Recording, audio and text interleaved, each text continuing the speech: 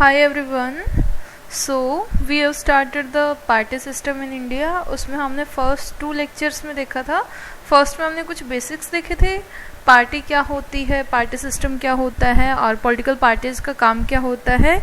Second part में हमने ये देखा कि नेशनल लेवल की पार्टीज़ क्या हैं, पार्टी की ज़रूरत ही क्यों पड़ती है और सबके सिंबल्स और उनकी आइडियोलॉजी कब फॉर्मेशन हुआ है, कौन से स्टेट में कंसंट्रेटेड है, ये हमने लास्ट लेक्चर में देखा था.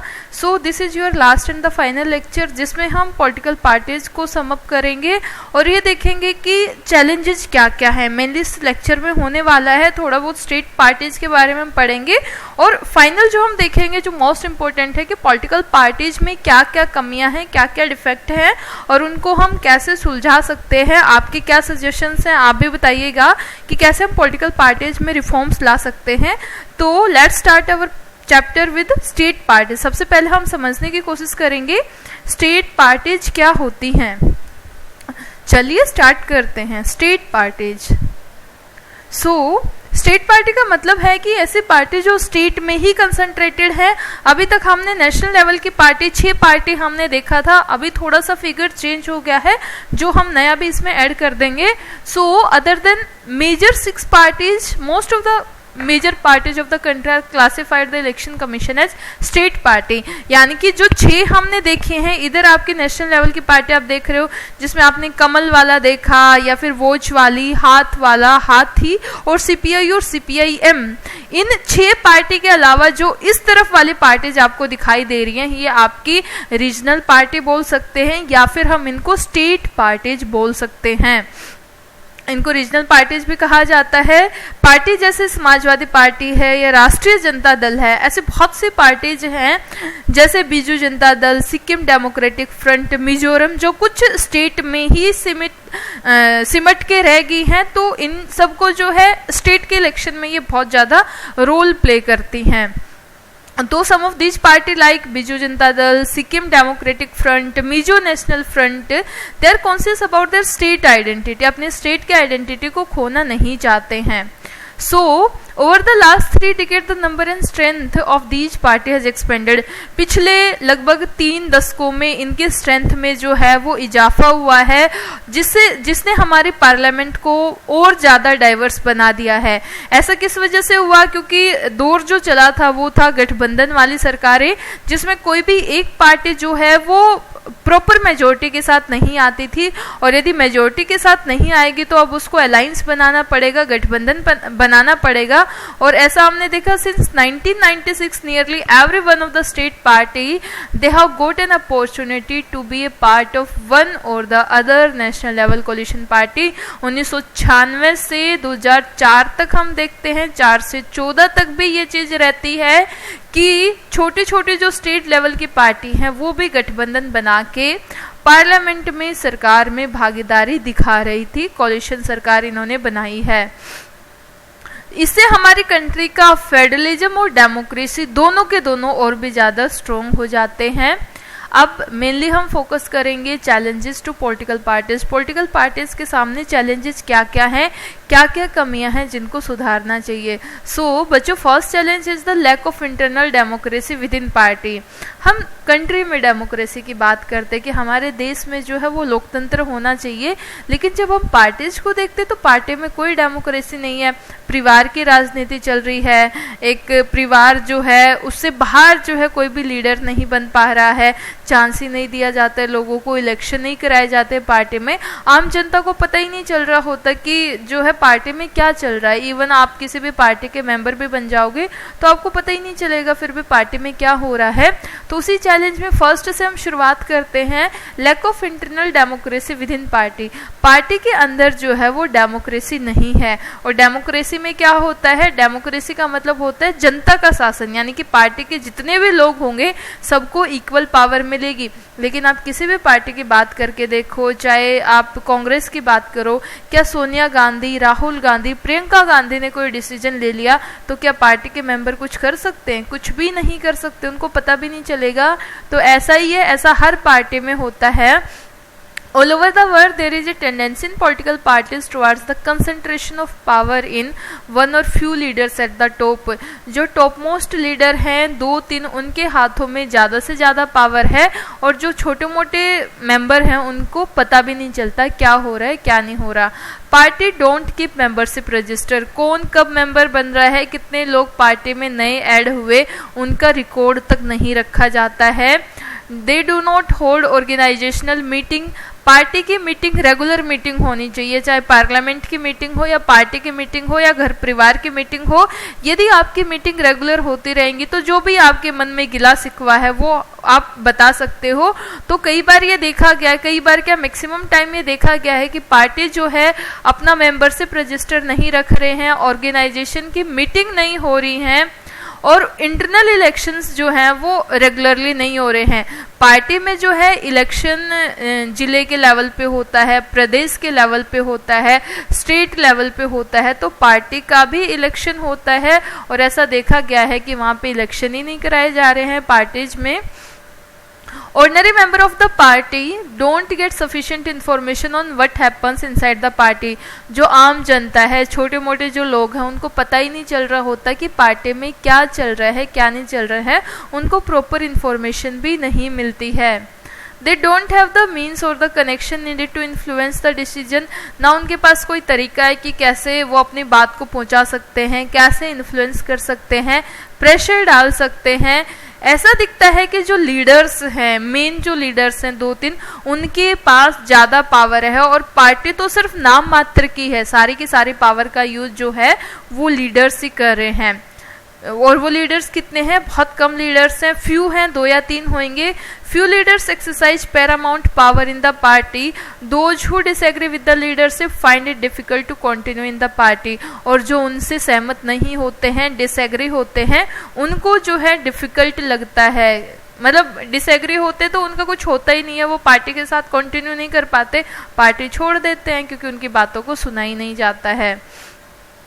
More than loyalty to party principles and policies, personal loyalty to the leaders become more important. ये कह रहे कि पार्टी के प्रिंसिपल्स पे चलने की बजाय वो ये देखते हैं कि कौन मेरा दोस्त है, कौन मेरा पर्सनल लॉयल है, तो वो पर्सनल रिलेशन के ऊपर ज़्यादा ध्यान देते हैं. और पार्टी के मोमेंटो में, प्रिंसिपल्स में आपने क्या क्या आइडियोलॉजी शेयर कर रहे हो, उसके ऊपर कोई ध्यान नहीं दिया जाता है. तो इस टाइप का सिनेरियो जो है वो दिखाई देता है. Dynastic succession. डायनेस्टिक सक्सेशन का मतलब होता है कि उत्तराधिकारी किसको बनाया जाएगा, एक के बाद पावर जो है किसके हाथ में जाएगी. जैसे हम ये देखें कि कांग्रेस पार्टी जो है वो अभी भी आप देखोगे कि सोनिया गांधी जो है पावर को लेके रखी हैं. अभी जो है मल्लिकार्जुन खड़गे को प्रेसिडेंट बनाया गया है. तो ये है कि परिवार से बाहर जो है वो पार्टी की जो बागडोर है वो नहीं जानी चाहिए. माँ के बाद बेटा और उसके बाद ऐसे पावर जो है वो ट्रांसफर होती रहती है. सो डायनेस्टिक सक्सेशन इज मोस्ट जो है आप कहोगे कि प्रॉब्लम आज के टाइम पे ज़्यादातर फेस कर रहे हैं. So most political parties do not practice open and transparent procedure for their functioning. Transparent तो है ही नहीं फंक्शन वहाँ का, क्योंकि इलेक्शन कब हो रहे हैं, किसको लीडर बनाना है, सुना ही नहीं जाता है. So most political parties don't practice open and transparent procedures for their functioning. अपने फंक्शनिंग जो है मोस्टली जो वो होते हैं डिसीजन होते हैं वो टॉप वाले ले लेते हैं, और टॉप तक पहुंचने की औकात किसी आम जनता की नहीं होती है, क्योंकि उनको चांस ही नहीं दिया जाता है. There are very few ways for an ordinary worker to rise to the top in a party. कोई भी आम जो साधारण सा आप कहोगे कि वर्कर है पार्टी का, वो टॉप मोस्ट पोजीशन तक पहुंच ही नहीं पाता, क्योंकि बहुत कम तरीके हैं, उसको जाने ही नहीं दिया जाएगा तो वो वर्कर बन के ही रह जाता है, क्योंकि परिवार की राजनीति चल रही है. जैसे कांग्रेस में आप देख सकते हो. और जो लीडर के फेवर में होते हैं उनकी चापलूसी करते हैं, उनकी बातें मानते हैं, उन्हीं को सीट दी जाती है. जो अनफेयर एडवांटेज देते हैं उन्हीं को सीट दी जाती है. आम जो ईमानदारी के रास्ते से चलेगा वर्कर, उसको कुछ नहीं मिलता है. Those who happen to be the leader are in the position of unfair advantage to favour people close to them. यानी कि अपने काका का, ताऊ का, रिश्तेदार जो होते हैं उन्हीं को सीट दे देते हैं. आम जो है, जो परिवार के बाहर का है, उसको बेचारे को चांस भी नहीं दिया जाता है. So top position are always control by member of one family. जैसे आप इसमें देख सकते हो कि कांग्रेस पार्टी देखो, पहले जवाहरलाल नेहरू जी को दी गई, फिर सोनिया गांधी के फिर इंदिरा गांधी के हाथ में पावर चली जाती है, फिर आप देखोगे कि पावर जो है इंदिरा गांधी से राजीव गांधी के हाथ में, फिर सोनिया गांधी के हाथ में, और अभी जो है आप देखोगे प्रियंका गांधी या फिर जो राहुल गांधी के हाथ में चली जाएगी। तो परिवार से बाहर जो है टॉप पोजीशन वो दी भी नहीं जाती हैं, देना ही नहीं चाहते हैं। थर्ड चैलेंज है मनी और muscle power. Since party are focus only on winning election, they tend to use shortcut to win election. Election को जीतने के लिए जनता की सेवा करनी पड़ेगी, उनका जो है आप कहोगे कि विश्वास हासिल करना पड़ेगा, लेकिन इतना करने में तो बहुत टाइम लग जाएगा। शॉर्टकट क्या है? शॉर्टकट है कि पैसा खिला दो या डरा दो, धमका दो।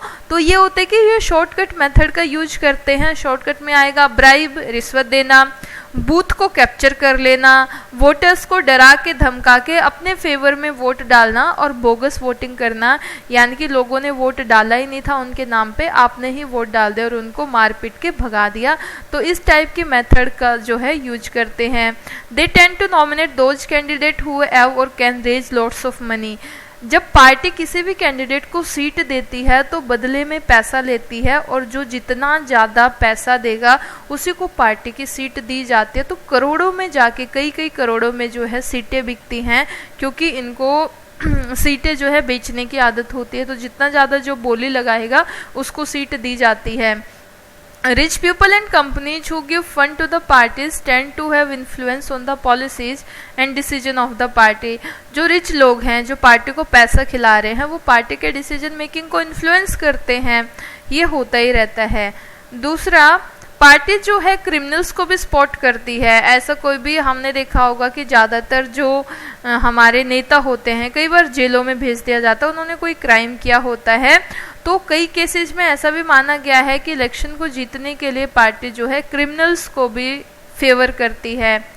इस वजह से, इन सब की वजह से, मनी और मसल पावर बढ़ने की वजह से जो डेमोक्रेसी को मानने वाले लोग हैं, डेमोक्रेट्स हैं, वो इस चीज़ को लेके बहुत ही ज़्यादा वरीड हैं कि ये सब कम होना चाहिए, और अपनी कंसर्न को दिखाते हैं कि मनी और मसल पावर को कम किया जाना चाहिए। सो नेक्स्ट आपका है challenge, party do not seem to offer a meaningful choice to the voters. हमें लगता तो है कि पार्टी ने हमको जो है वो चॉइस दी है, लेकिन कुछ टाइम के बाद हम देखते हैं कि हमने जिस भी रिप्रेजेंटेटिव को वोट डाला था वो तो उस पार्टी को छोड़ के दूसरी पार्टी में शामिल हो गया, उसके साथ मिलके उसने सरकार बना ली। तो हमारा वोट तो वेस्ट हो जाएगा, क्योंकि उसको तो हम देना नहीं चाहते थे। तो ऐसे ही है, in order to offer meaningful choice party must be significantly different है। पॉपुलर चॉइस देने के लिए पार्टी को जो है अच्छे से काम करना चाहिए। In recent year, there has been a decline in ideological difference among party in most part of the world। ऐसा देखा गया है कि जो है आइडियोलॉजी में हल्का हल्का सा डिफरेंस रह गया है। लगभग जो पार्टीज हैं उनकी आइडियोलॉजी एक जैसी हो रही है, और जो लीडर्स हैं वो भी एक पार्टी को छोड़ के दूसरी पार्टी में जो है वो जाते रहते हैं। फॉर एग्जाम्पल, ये इसने यूके का एग्जाम्पल लिया है कि लेबर और कंजर्वेटिव जो पार्टी हैं उनके यदि आप आइडियोलॉजी देखोगे तो उनकी आइडियोलॉजी में बहुत कम डिफरेंस आपको दिखाई देगा, क्योंकि इतना खास डिफरेंस वहाँ पे है ही नहीं। हमारी कंट्री में भी हम देखेंगे कि जो मेजर पार्टी है उनकी इकोनॉमिक पॉलिसी लगभग एक जैसी है, डिफरेंस जो है खत्म हो चुका है। तो यदि आप एक्चुअली में एकदम अलग टाइप की कोई आइडियोलॉजी चाहते हो, डिफरेंट पॉलिसी चाहते हो, तो आपके पास ऑप्शन ही नहीं है, ऑप्शन अवेलेबल ही नहीं होते हैं। Sometimes people cannot even elect very different leaders either because the same set of leader keeps shifting from one party to another। कई बार जो लीडर्स जो हैं वो मतलब अच्छे से चुन भी नहीं पाते, क्योंकि लीडर्स जो आपने एक स्लोगन सुना होगा, आया राम गया राम, दल बदल कर लेना, यानी कि पार्टी को चेंज कर लेना। तो जो भी लीडर्स हैं वो एक पार्टी से दूसरी पार्टी में घूमते रहते हैं, कभी कांग्रेस में गए, फिर बीजेपी में गए, बीजेपी से वापस कांग्रेस में आ गए, कांग्रेस से फिर बीजेपी गए, ऐसे बदलते रहते हैं। तो ऐसा लगता है कि पार्टी लोगों को पॉपुलर चॉइस है वो नहीं प्रोवाइड कर पा रही है। तो ये हमने कुछ चैलेंज देखे हैं इसके, लगभग खत्म हो चुके हैं। अब आगे है कि हम इनको कैसे रिफॉर्म्स कर सकते हैं, पार्टी को कैसे रिफॉर्म किया जाना चाहिए। फर्स्ट, कॉन्स्टिट्यूशन को अमेंड किया गया कि जो भी एमपी और एमएलए दल बदल करते थे, एक पार्टी को छोड़ के दूसरी पार्टी में जाते थे, उनके लिए जो है वो कानून बनाया गया। इसको हम कहते हैं एंटी डिफेक्शन लॉ। यानी कि अब यदि कोई एमपी और एमएलए अपनी सीट को चेंज करेगा तो जिस सीट से वो जीत के आया है वो हारा हुआ माना जाएगा, यानी कि वो अपनी सीट को खो देगा पार्टी को चेंज करने के केस में। नेक्स्ट, सुप्रीम कोर्ट ने भी एक लॉ पास किया जिसमें मनी और क्रिमिनल्स को जो है कम करने की कोशिश करी है। तो सुप्रीम कोर्ट भी बीच में जो काम करता है, यानी कि अब सुप्रीम कोर्ट ने ये कंपल्सरी कर दिया है कि जब भी आप इलेक्शन में पार्टिसिपेट करोगे आपको अपनी इनकम का एक एफिडेविट जो है वो प्रोवाइड करना पड़ेगा, जिसमें आप प्रॉपरली ये बताओगे कि आपके पास कितनी प्रॉपर्टी है, कितने क्रिमिनल केसेज आपके अगेंस्ट में पेंडिंग है। उसी के बाद ही आपको जो है इलेक्शन लड़ने दिया जाएगा। अब यदि आपको पता है कि ये वाला लीडर अब इलेक्शन में लड़ रहा है, इसकी इतनी प्रॉपर्टी है, इतने क्रिमिनल केस हैं, तो अब लोगों के पास एटलीस्ट कुछ इन्फॉर्मेशन है जनता के पास जिसको वो यूज कर सकते हो। लेकिन इसका भी नुकसान क्या है कि मान लो क्रिमिनल केस हैं भी, या फिर उसने झूठी भी कोई अपनी इनकम बता दी है कि मेरे पास सिर्फ इतनी प्रॉपर्टी है, तो उसको कोई क्रॉस चेक करने वाला नहीं है, कोई चेक नहीं है। यहाँ पे यही बताया गया है, there is no system of check if the information given by the candidate is true. Information जो दी गई है वो सही है या नहीं, इसके ऊपर कोई चेक नहीं किया गया है। इसी वजह से क्रिमिनल्स जो हैं वो लगातार इलेक्शन जीतते रहते हैं। इलेक्शन कमीशन ऑफ इंडिया ने भी जो है वो एक टेक्स्ट पास किया गया है जिसमें उसने ये बोला है कि पॉलिटिकल पार्टीज को अपने ऑर्गेनाइजेशन के इलेक्शंस हैं, पार्टी के जो इलेक्शन है वो रेगुलरली करने चाहिए। साथ के साथ वो कितना इनकम टैक्स रिटर्न भर रहे हैं उनको भी जो है वो बताना चाहिए। आप भी अपने कुछ सजेशंस जो है वो कमेंट बॉक्स में ड्रॉप कर सकते हो। तो कुछ सजेशंस हैं। फर्स्ट, एक लॉ बनाया जाना चाहिए जो internal affairs of political parties को रेगुलेट करे, कि बताए कि कैसे काम चल रहे हैं पार्टी में। कंपल्सरी करना चाहिए पार्टीज के लिए कि वो अपना एक रजिस्टर मेंटेन करे, उसमें ये बताएं कि कितने नए लोग इनके साथ जुड़े हैं, कितने लोगों ने पार्टी की मेंबरशिप को छोड़ दिया है। अपने कॉन्स्टिट्यूशन, अपने जो प्रिंसिपल्स हैं उनके ऊपर ही काम करें और जो भी डिस्प्यूट हो जाता है उसको सोल्व करें। और जो हाईएस्ट पोजीशन है पार्टी की वो परिवार के बाहर वाले लोगों के लिए भी ओपन होनी चाहिए, उसके लिए भी आप इलेक्शन कराओ।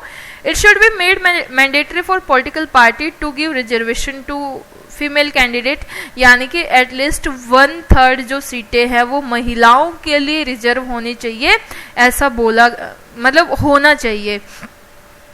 एक ये कहते हैं कि यहाँ पे स्टेट यदि कुछ पैसा फंड कर दे कि सरकार जो है एक्सपेंस उठा ले, तो हो सकता है कि मनी और मसल पावर का थोड़ा सा यूज कम हो जाएगा, यानी कि सरकार को भी अपनी तरफ से इलेक्शन के एक्सपेंस को कम करना चाहिए। जरूरी नहीं है कि वो डायरेक्ट कैश दे, वो उनको पेट्रोल या फिर मोबाइल फोन, पेपर वगैरह इस टाइप की जो फैसिलिटीज हैं ये प्रोवाइड करा सकती है। इसमें यही बोला गया है कि सपोर्ट जो है कई तरीके का हो सकता है, पेट्रोल, पेपर, टेलीफोन, और it could be given in cash on the basis of vote secured by party in the last election, यानी कि पिछले इलेक्शन में कितने वोट सिक्योर करे गए हैं उसके बिहाफ पे आप पार्टी को कुछ कैश भी प्रोवाइड करा सकते हो। ये सजेशन जो है बहुत से पॉलिटिकल पार्टीज ने अभी तक एक्सेप्ट नहीं करे हैं, और एक्सेप्ट किए भी जाएंगे या नहीं इसका भी कोई मतलब वो नहीं है। तो ये जो है काउंटर क्लेम आपस में चलता ही रहता है कि कैसे हम पॉलिटिकल पार्टीज को कर सकते हैं, तो आप उसको इग्नोर करोगे, आप जस्ट अपने बताओगे। Ways to reform a political parties, 2-3 तरीके हम देखेंगे जिनसे हम अच्छे से रिफॉर्म्स कर सकते हैं। First, people can put pressure on political parties, ये सबसे ज्यादा है जो काम करेगा कि लोग भी पॉलिटिकल पार्टीज के ऊपर प्रेशर डालें। लोग यदि प्रेशर डालेंगे तो वो पार्टी के अंदर इलेक्शन कराएंगे और वहां पे आम जो वर्कर है, मेंबर है, वो भी काम कर पाएगा, हाईएस्ट पोजीशन तक पहुंच पाएगा। ऐसा आप पार्टी तक अपनी बात पहुंचा सकते हो, पिटीशन डाल सकते हो, एप्लीकेशन डाल सकते हो, पब्लिसिटी, कहीं पे भी कोई मीटिंग हो रही है, सेमिनार हो रहा है, रैली हो रही है, उसमें जनता अपने विचार बताए ताकि पार्टी को पता चले लोग क्या कर रहे हैं। आप एजिटेशन कर सकते हो, धरने पे बैठ सकते हो, पार्टी तक अपनी बातें पहुंचा सकते हो। तो यदि जनता प्रेशर डालेगी तो ऐसा पॉसिबल है कि पार्टी उनकी बातों को मानेगी। ordinary citizens, pressure groups and the movements and the media can play an important role in this. आम जनता, प्रेशर ग्रुप्स और मीडिया यदि इस चीज का कवरेज दे तो पार्टीज में रिफॉर्म्स हो सकता है. If political parties feel that they would lose public support by not taking up reforms, they would become more serious about reforms. यदि उनको ये लगेगा कि यदि तुमने रिफॉर्म नहीं किया तो अगले इलेक्शन में तुम हार जाओगे, यदि ये चीज उनके दिमाग में चली गई तो पॉलिटिकल पार्टीज को अब रिफॉर्म करना ही पड़ेगा.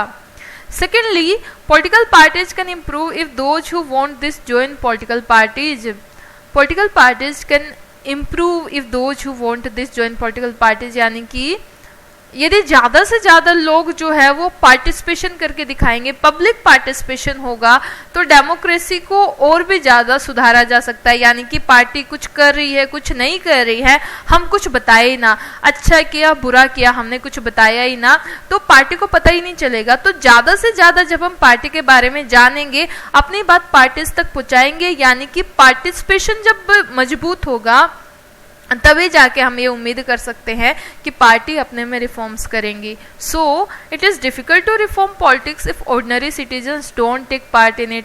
यदि हम पार्टिसिपेट ही नहीं करेंगे तो फिर रिफॉर्म्स भी आप भूल ही जाओ and simply criticise it from the outside. और यदि हम बार बार घर बैठे या मोहल्ले में नुक्कड़ पे बैठ के सिर्फ हम क्रिटिसाइज करेंगे, सरकार की बुराई करेंगे, तो ऐसा करने से कुछ भी नहीं होगा.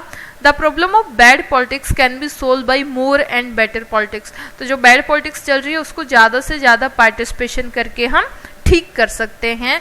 सो ये था आपका लास्ट चैप्टर. इससे रिलेटेड जो भी रिफॉर्म्स आपको लगे कि ये कुछ रिफॉर्म्स हम कुछ और कर सकते हैं तो आप कमेंट बॉक्स में अपने आइडियाज बताओगे. ये आपका लास्ट जो है वो टॉपिक था. पार्टी सिस्टम जो है, parties in party system in India, आपका यहीं ख़त्म होता है. 3 पार्ट में मिलके हमने किया है. आई होप आपको लेक्चर अच्छा लगा होगा या समझ आया होगा. मैंने पूरी कोशिश करी है कि अच्छे से आपको हर एक डिटेल जो है वो बता पाऊँ एनिमेशन की हेल्प से और पिक्चर्स की हेल्प से. सो अपने थॉट्स, अपने जो फीडबैक है आप कमेंट बॉक्स में ज़रूर बताइएगा. थम्स अप देना वीडियो को. यदि आप यहाँ तक पहुँचे हो तो थैंक यू वेरी मच.